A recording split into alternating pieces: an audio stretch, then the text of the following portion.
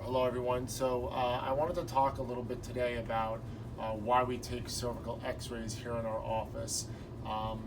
This is a patient who presented to our office with some neck and upper back pain.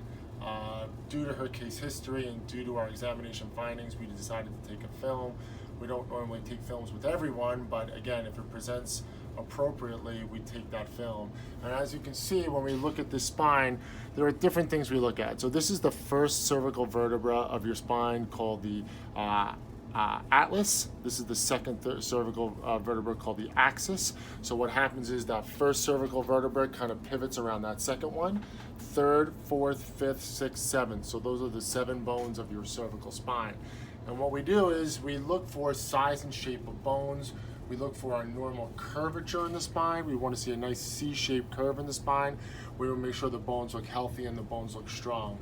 Not to get into too many details, but if you look at this picture, this is your first cervical vertebra, your second, your third, your fourth and fifth. If you look at the fourth and the fifth, to keep things rather simple, the space between the second and third, between the third and fourth is rather large. If you look between the fourth and fifth, 1, 2, 3, 4, 5, the space has decreased considerably. Not only has it decreased, but if you look at the front of the spine, the body's actually laid down what we call osteophytes or calcium or additional bone in order to stabilize this region, because this is an unstable region. So if you back up a little bit, there's a big space here, there's a tight space here, a big space, a big space.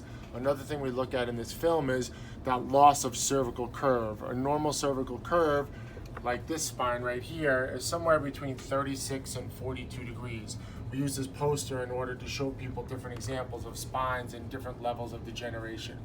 So if I had to quantify this spine, I would say it's probably in the phase 1 of the first level of degeneration. This woman is around 50 years old.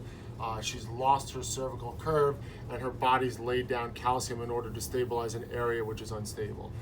Here at the Center for Spine Care Mobility, in order to help this patient out, we would prescribe a treatment of chiropractic care, some physical therapy, massage, acupuncture, and medical intervention. We'll treat this patient twice a week. We'll reevaluate them in 4 weeks. Something like this is a long-standing chronic condition. We cannot get rid of this symptom within 4 weeks, but what we can do is start the process of introducing a curve back into her cervical spine with soft tissue procedures and chiropractic manipulation, and then after that 4-week interval, we'll reevaluate and determine the necessity for future care. Hope you guys enjoyed this take. Take care.